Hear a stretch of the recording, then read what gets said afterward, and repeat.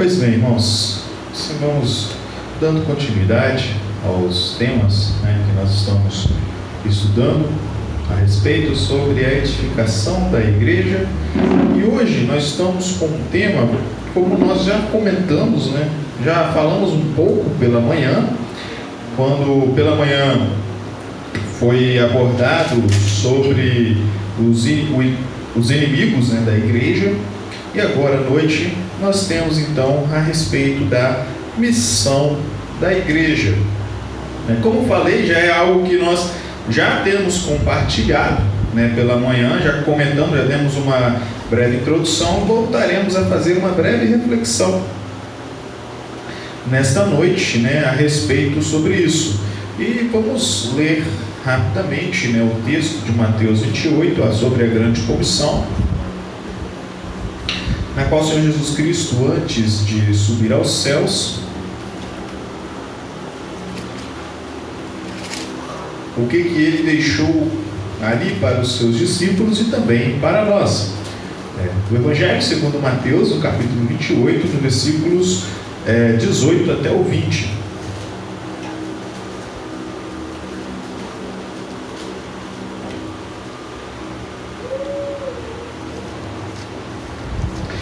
Chegando-se Jesus, falou-lhes, dizendo: É-me dado todo o poder no céu e na terra. Portanto, ide fazer discípulos de todas as nações, batizando-os em nome do Pai, do Filho e do Espírito Santo, ensinando-os a guardar todas as coisas que eu vos tenho mandado. E eis que estou convosco por todos os dias, até a consumação do mundo. Amém. Irmãos, aqui nós observamos que o ensino de Cristo, a ordenança de Cristo direto aqui para a igreja, ela está relacionada com 3 pontos principais, que seria a respeito sobre pregar, anunciar a respeito das boas novas, Portanto, vão e façam discípulos de todas as nações. Então a gente observa aqui já Jesus Cristo fazendo uma orientação ali aos seus discípulos a respeito de onde não há uma barreira, nenhuma distinção. Principalmente se nós procurarmos entender que Cristo estava falando ali para os seus discípulos que vêm da cultura judaica, a gente observa que eles ainda tiveram uma certa dificuldade de entender a própria ordenança de Cristo futuro, Como a gente observa no início da igreja, a dificuldade que se teve por conta da junção ali dos gentios. Quando começaram os gentios também a aceitar o evangelho, nós sabemos da dificuldade que foi para alguns irmãos que já vinham da cultura judaica entender a inserção desses gentios ao propósito do plano de salvação. Pedro, mesmo estando aqui diante da grande comissão, lá na frente com Cornélio, aquela visão que ele teve na hora que ele desenrola aqueles alimentos na frente dele, chega uma ordem do céu mandando ele comer. Pedro ali naquele momento que parece que a ficha dele ainda começou a cair, Parece que ao mesmo tempo que ali dá a entender de que ele compreendeu a inserção ali dos gentios, mas depois mais para frente a gente observa que ele ainda estava resiliente quanto a algumas questões, Paulo cita sobre isso mais lá na frente, mas parece que ali a gente observa que começou a cair um pouco a ficha. Até mesmo ali em Atos, quando o Senhor Jesus Cristo, Atos, antes de subir aos céus, ele fala com eles, fala assim: olha, vocês vão esperar um tempo, eu estou indo, aí vocês esperam um tempo, tá ok? Até vir sobre vós poder, então vocês serão minha testemunha, começando na Judéia, Samaria, e depois, até que ele vai falando, na Judéia, depois em Samaria, até os confins da terra. A gente observa sempre a mensagem de Cristo sendo destinada para todas as nações. E às vezes ali observamos os próprios discípulos tendo a dificuldade de entender isso, em alguns momentos. Mas a ordem de Cristo para a igreja, ela começa em pelo menos esses 3 tópicos, que é pregar. O pregar, ele está relacionado com evangelizar o mundo. É um local onde que se fala sobre evangelho. A tradução de evangelho, o significado de evangelho, significa então as boas novas. Significa nós anunciarmos para este mundo de que existem uma boa notícia para passar para eles. E isso não é algo de hoje em dia. Às vezes nós pensamos de que o mundo ele está numa situação decadente, uma situação deplorável, as pessoas ansiando por esperança. Isso é desde lá do passado. O povo ansiava por alguma esperança, o povo ansiava por alguma razão da sua vida. Se a gente for até olhar para o próprio povo de Israel, quanto que eles ansiavam ver a redenção por meio do Messias, o quanto que até mesmo os próprios gregos e romanos, eles ansiavam pelo conhecimento. Tanto que ali Paulo, ali em Atenas, quando ele chega ali na Europa, ele até olha lá um lugarzinho vazio, lá o Deus desconhecido, ele se aproveita disso para poder então anunciar o Evangelho. Como que aquele povo ansiava por conhecer mais, entender mais, dar mais sentido à sua razão da vida. Isso não é uma particularidade somente desse dia, somente dos nossos tempos, mas é desde lá do passado. As pessoas ansiando, buscando dar um sentido, uma razão para a sua vida. Então, quando nós falamos a respeito sobre Evangelho, é uma boa nova que nós trazemos para este mundo. É uma boa notícia que se traz para este mundo que busca entender o seu sentido, entender a razão, entender o seu destino e o seu caminho final. E o Senhor Jesus Cristo, aqui na grande comissão, ele vem falando, toda autoridade foi me dada, portanto vão e façam discípulos de todas as nações. Eu preciso que vocês contem a respeito destas boas novas. E quando nós falamos sobre uma boa nova, quando nós falamos sobre compartilhar uma boa nova, uma boa notícia, significa que se eu tenho uma boa notícia para dar, é porque algo chegou para mim primeiro. É meio difícil eu dar uma boa notícia para alguém sem antes eu saber dessa boa notícia. É meio difícil eu chegar para alguém e falar assim: olha, eu tenho uma grande notícia para te contar. Qual é? Eu não sei. Eu também não sei. Uma hora vai chegar. Não tem como eu compartilhar uma boa notícia sem antes eu ter recebido ela primeiro. Então, entender o Evangelho significa que nós precisamos compartilhar aquilo que temos recebido. Compartilhar tudo aquilo que nós temos alcançado por meio da graça de Deus. Eu sempre cito, os irmãos já devem estar até cansados de ouvir falar sobre isso, mas Pedro e João ali falando: eu não posso me calar diante daquilo que eu tenho visto e ouvido. É isso que significa a boa notícia. É isso que significa nós compartilharmos as boas novas. Uma frase interessante, que é direcionada a Spurgeon, quando ele fala: evangelismo é isso, é um mendigo contando a outro faminto aonde ele encontrou pão. Esse também é um ponto muito interessante. Pelo fato de eu ser um portador da boa notícia, não me confere nenhum poder especial ou uma situação especial a quem esteja necessitado dessa boa notícia. Por isso que essa comparação de Spurgeon é muito interessante. Eu sempre gosto dela. Quando eu falo assim: evangelizar é um mendigo. Mendigo é aquele que não tem nada. Mas contar para outro mendigo aonde e como ele encontrou pão. Então assim: olha, eu não tenho nada. Eu não tenho. Eu não posso te dar nada. Mas olha, eu sei aonde tem um pão que alimenta. Eu sei aonde você vai encontrar algo que sacia a sua sede. Qual foi a resposta de Pedro e João quando eles estavam adentrando ali no templo e estava aquele paralítico ali pedindo uma esmola? Qual foi a fala deles? Ora, ouro e nem prata nós temos para te dar, mas aquilo que temos nós damos: Cristo. O que nós podemos fornecer, oferecer para este mundo, meus irmãos? É compartilhar desta boa nova. É como nós podemos olhar lá em 2 Reis, capítulo 7, no versículo 9. fazer uma comparação, né? Um texto, não sei se os irmãos lembram bem desse texto, ali sobre o cerco de Samaria. O exército dos assírios, né, cercaram Samaria e não deixaram nem entrar nem sair comida. Então o povo da cidade cercada, o povo que fica numa cidade cercada, ele acaba passando por dificuldade, acaba passando por fome, enfim, só estou fazendo um resumo da história. E ali, né, o rei, ele mandou até chamar Eliseu ali, prometendo que ia até mandar matar Eliseu, porque ele estava revoltado com a situação que estava acontecendo, como se Deus tivesse abandonado.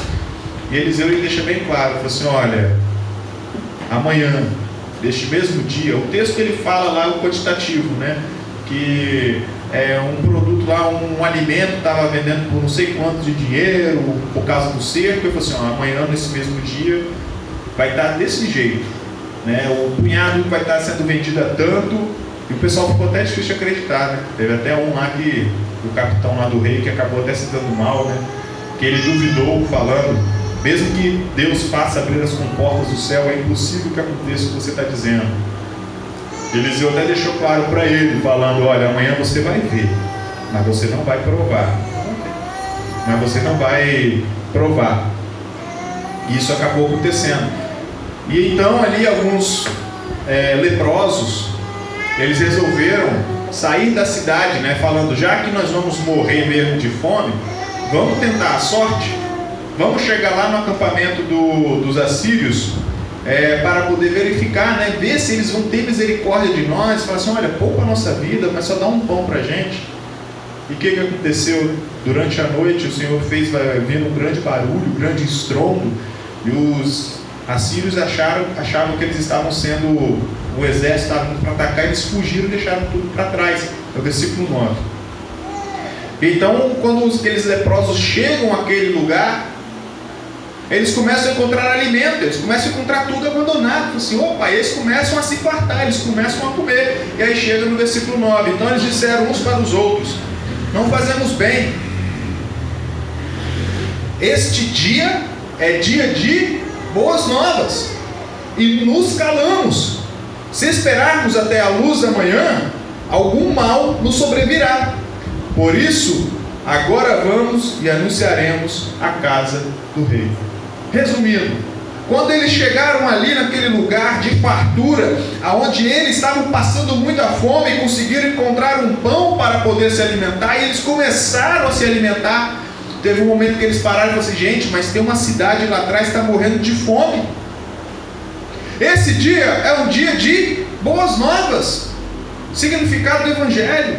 Esse dia é o dia de Evangelho, é o dia de evangelizar aquele povo, é o dia de anunciarmos para eles: gente, achamos pão, achamos uma fonte que nos sacia. Vocês estão com fome, vocês estão prestes a morrer, assim como eu também estava prestes a morrer, mas por um momento eu achei pão. Então eu preciso voltar lá e anunciar para eles que encontramos pão. E eles colocam até mesmo um sentimento de culpa. Não faz sentido eu me encontrar aqui o pão, eu me saciar e me calar. Não faz sentido eu olhar essa boa nova, uma notícia tão maravilhosa, eu simplesmente ficar calado me aproveitando dela. Se esperarmos até a luz da manhã, algum mal nos sobrevirá. Meus queridos, a nossa grande missão como igreja é fazermos como esses mendigos. Quando nós encontramos a Cristo, aquele que saciou a nossa sede, que saciou a nossa fome, como o pão da vida, como aquele que nos dá a vida eterna, simplesmente nos calarmos e simplesmente ficar assim: deixa eu só ficar aqui aproveitando, é só isso, eu só estou pensando em mim mesmo. Porque a missão da igreja não é pensar em você. A igreja não deve estar preocupada em simplesmente estar nela mesma. Só eu mesmo, estamos bem, estamos satisfeitos, é só tocar o barco desse jeito. Mas a missão da igreja é anunciarmos as boas novas. A missão da igreja é também ensinar, não somente evangelizar o mundo, mas a missão também ela é ensinar a igreja. Quando nós voltamos no texto que nós lemos inicialmente, lá em Mateus 28,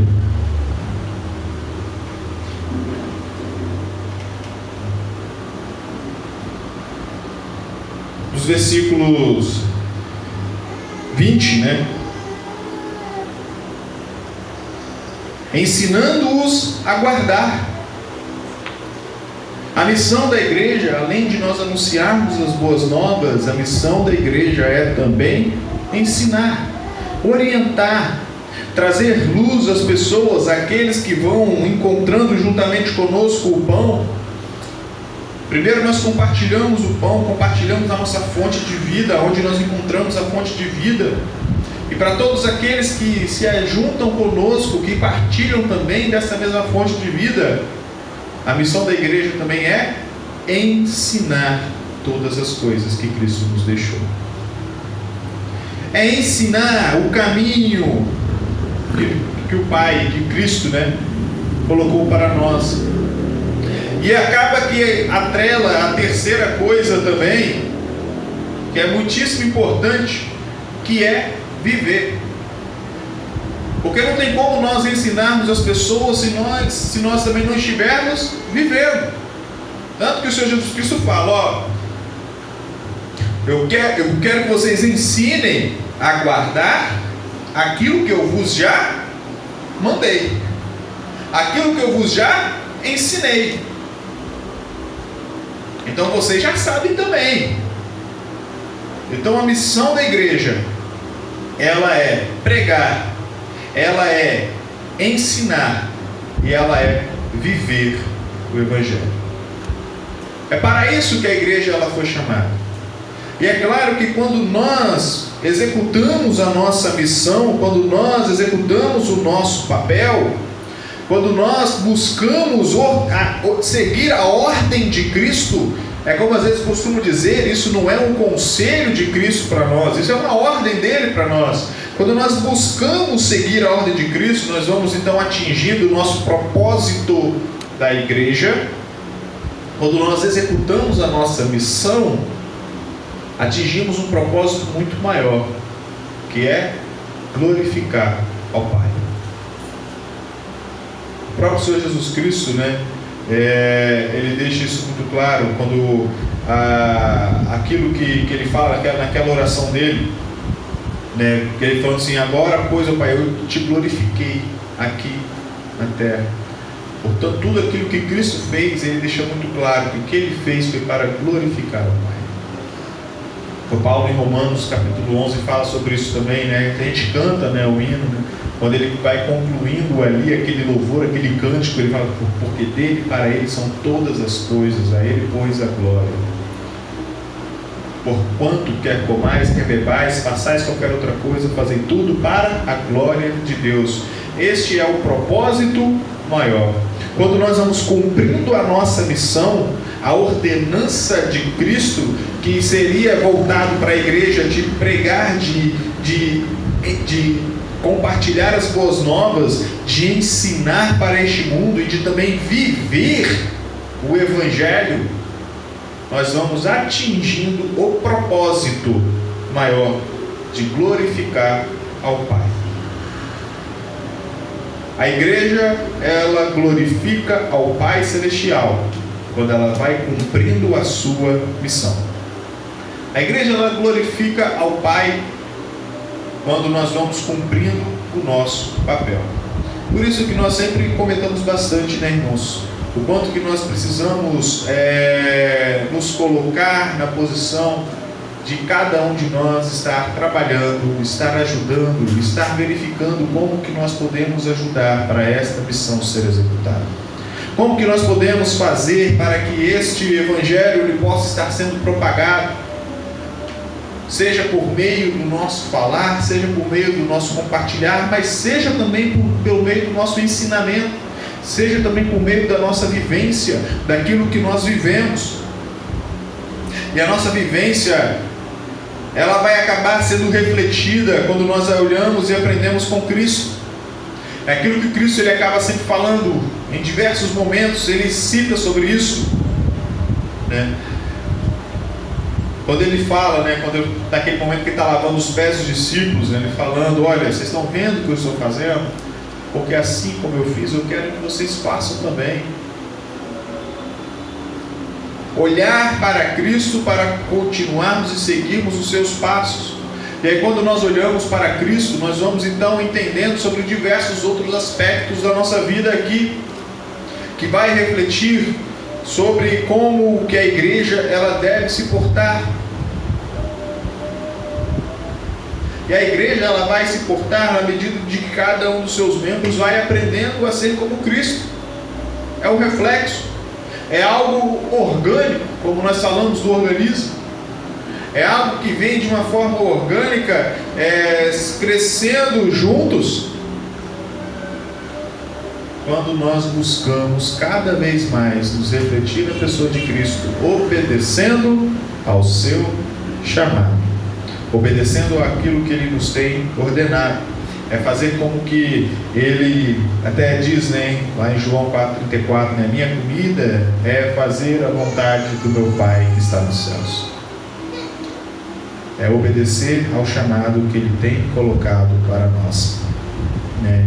Então, nós glorificamos ao nosso Pai Celestial quando nós buscamos fazer as nossas ações refletidas em Cristo Jesus.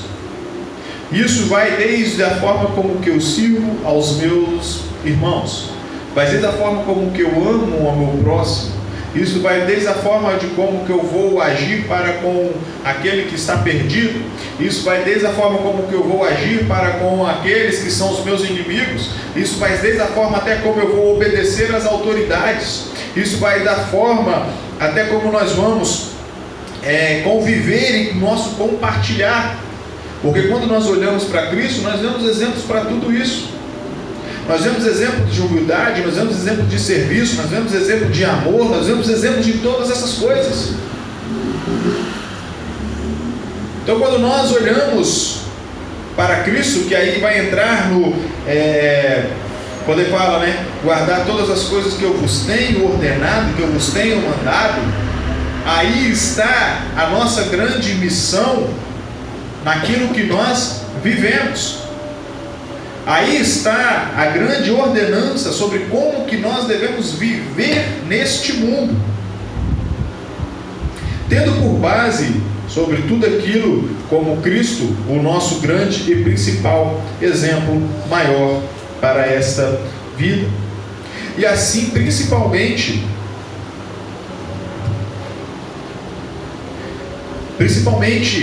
na forma como que nós apoiamos e tratamos a este mundo. A missão da igreja, quando nós vamos vivendo aquilo que Cristo ordenou que nós vivêssemos, nós estaremos sempre pronto, com compaixão, a ajudar aquele que precisa. Como nós cantamos, né? Há tantas vidas para salvar, há tanta coisa que nós podemos fazer, há tanta coisa que este mundo precisa, está carente, está necessitado. O próprio Senhor Jesus Cristo fala, né? Eu não vim para os sãos, eu vim para os doentes. Cristo, corporeamente, não está presente, mas Ele está aqui conosco em espírito, por meio da sua igreja. Nós hoje somos os seus representantes. E hoje nós podemos dizer, nós não estamos aqui em busca dos sãos, estamos em busca aqui dos doentes, daqueles que estão perdidos. Precisamos ensinar, mostrar para este mundo que aqui é um local onde as pessoas vão encontrar a saciedade para a sua vida. Aqui é o local onde as pessoas podem encontrar as palavras de vida. Que aqui neste pequeno ajuntamento, neste pequeno grupo, com qualquer um que as pessoas possam se encontrar para conversar, para poder falar, pode ter certeza que deveria encontrar pessoas que estão dispostas a estender a mão para ajudar naquilo que é necessário, para aquilo que é importante para a vida da pessoa, principalmente compartilhando as boas novas, mas também apoiando em diversas outras situações. O cristianismo, como nós estávamos comentando, né, nas outras lições, ele é muito mais marcado pela forma como que nós tratamos o nosso próximo. Ele sempre fala, isso é uma atitude cristã. O rapaz lá fez uma atitude cristã. Quando alguém fala uma expressão dessa, a primeira coisa que vem na mente é como que alguém agiu ou reagiu para com o outro. O cristianismo, ele é marcado muito mais, não é nem tanto com eu ali com o Pai, aquela demonstração de santidade pessoal, mas é muito mais sobre como nós nos relacionamos uns para com os outros. Porque a demonstração de santidade já era presente desde aquele passado por meio dos fariseus. Se pudermos falar sobre demonstração de aparência de santidade, eles talvez deram nota 10. Mas a mensagem de Cristo, quando ele veio aqui, olhou para eles e falou assim: misericórdia quero e não sacrifícios. Ele vai lá e cita Oséias 6, capítulo 6. Olha, vão lá e aprendam isso. Vocês estão aqui fazendo tanta coisa, fazendo sacrifícios, dando toda essa aparência de santidade, mas ide e aprender isso. Misericórdia quero e não sacrifícios. Conhecimento quanto a pessoa de Deus vale muito mais em qualquer oferta de holocausto.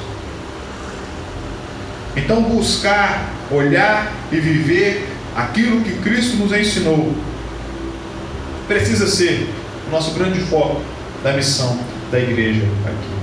Que o mundo possa olhar para nós e ver sim pessoas separadas, pessoas santificadas, pessoas que buscam a santificação, sim, que buscam ser diferentes, sim, mas por causa daquilo que Cristo fez para nós. E quando olhar e ver, nossa, aquelas pessoas são diferentes, e na medida que se aproximarem, possam realmente sentir, assim, realmente são diferentes. Porque a vivência é o que fala mais. A vivência na forma que age, na forma que ama, na forma que fala, na forma que conversa, na forma que vai ajudar e apoiar, a vivência nisso é o que vai falar muito mais do que qualquer outra coisa que possamos fazer. Entender, de que o exemplo de Cristo, principalmente o amor de Cristo, como nós vemos na carta de João, aquele que diz estar nele deve andar como ele andou. O exemplo de Cristo precisa ser o nosso maior objetivo, nosso maior alvo. E entendemos, mais uma vez reforçando, falando sobre a missão da igreja. Qual é a missão da igreja? Destacamos em cima do texto do nosso Senhor Jesus Cristo, ensinando ali, fazendo essa alusão ali para com os seus discípulos na grande comissão. É para nós estarmos esses 3 pontos: anunciar as boas novas, pregar, ensinar, mas também viver o que Ele tem ordenado para nós. E aí nessa vivência vai abranger todas as outras coisas, como nós comentamos. Essa vivência, como Cristo nos ensinou, como Cristo nos deixou, vai ser um caminho, um direcionamento que podemos então traçar da mesma forma, até como falamos hoje cedo, podemos pegar vários pontos e desses pontos até destrinchar em diversos outros ensinos, em diversos outros estudos, que não caberíamos tempo para poder estar abordando aqui no momento, mas que no fundo tudo vai se resumir a isso: a viver aquilo que Cristo ordenou que nós vivêssemos, a viver como Ele viveu, e entender de que isso faz parte da nossa missão. Não adianta somente falar para o povo: olha, Cristo é a solução, olha, obedeçam a Ele, enquanto também nós não estivermos vivendo aquilo que Ele também nos ordenou que vivêssemos. Então, esses 3 pontos são pontos cruciais e importantes da missão da igreja. Que possamos entender isso e que possamos absorver isso para cada um de nós. Porque quando nós falamos que é a missão da igreja, não estamos dizendo somente da entidade local, mas do corpo. E quando nós falamos do corpo, falamos de cada membro faz parte do corpo. Cada elemento do corpo faz parte do corpo. Então, quando falamos da missão da igreja, estamos falando da missão de cada um de nós. Como Paulo fala lá em 1 Coríntios, né? Acho que é 6, capítulo 6. Né? E ai de mim se eu não anunciar esse evangelho. Ai de mim se eu não fizer, eu estou com uma boa nova na minha mão, ai de mim se eu não for anunciar para este povo. Ou então pensarmos como ali os leprosos ali, em 2 Reis, como nós lemos. Uai gente, nós estamos aqui, não está certo não, a gente está aqui se fartando com pão, e tem gente morrendo de fome, precisando de se alimentar também, não está certo isso não. Ai de mim se eu não for lá falar com esse povo. Possamos então, irmãos, cada um de nós, absorvermos e entendermos esta missão da igreja, que compete não somente aos líderes, não somente aos ministros, mas que compete a cada um de nós executar. Né? E que assim nós possamos então estar fazendo como nós já cantamos e falamos, né? Chegando diante de Deus, clamando: Senhor, eis-me aqui. Sabemos de que o Senhor é capaz de transformar e de nos usar. Irmãos, Deus ele pode usar. O Espírito Santo ele é poderoso, irmãos. Será que nós não cremos nisso? Será que nós não cremos que o Espírito Santo pode usar cada um de nós? Eu creio. Eu creio que o Espírito Santo, da sua maneira e da sua forma, como Pedro fala, da multiforme graça de Deus, nós sejamos bons dispenseiros da multiforme graça de Deus. Eu creio que o Espírito Santo pode usar cada um de nós de formas que às vezes nós nem imaginamos ou pensamos. Mas nós também precisamos chegar diante dele e falar: eis-me aqui, Senhor. Estou disposto a cumprir a sua missão. Estou disposto a cumprir o seu mandato. Aquilo que o Senhor ordenou que fizéssemos, eu quero fazer. Então eis-me aqui, usa-me. Sonda meu coração e usa-me. Precisamos então também deixar que o Espírito Santo trabalhe no nosso viver. Precisamos buscar cada vez mais nos encher do Espírito Santo. Só para concluir, eu acho isso maravilhoso. Em todos os momentos que nós vemos que a palavra de Deus ela vem falando, e toda a igreja ficou cheia do Espírito Santo. Volto até a citar um texto que nós falamos lá em Atos capítulo 4, quando eles concluem aquela oração, toda a igreja que ficou cheia do Espírito Santo, que até o local tremeu. Mas sempre fala uma coisinha depois, E ali todos ficaram cheios do Espírito Santo, e eles, o que eles fizeram? Foram anunciar o Evangelho. Talvez muitos tenham uma ideia muito equivocada sobre ser cheio do Espírito Santo, de esperar somente milagres e maravilhas acontecendo. Mas o maior milagre que nós podemos presenciar é de uma alma se rendendo aos pés do Senhor Jesus. Que possamos buscar ser cheios do Espírito Santo, como aquela oração da igreja ali em Atos, clamando: Senhor, enche-nos com o Teu Espírito para cada dia mais termos ousadia de anunciar o Teu Evangelho, para cada dia mais termos ousadia de cumprir a missão que nos foi ordenada, que foi ordenada a cada um de nós. Que Deus assim nos abençoe. Amém.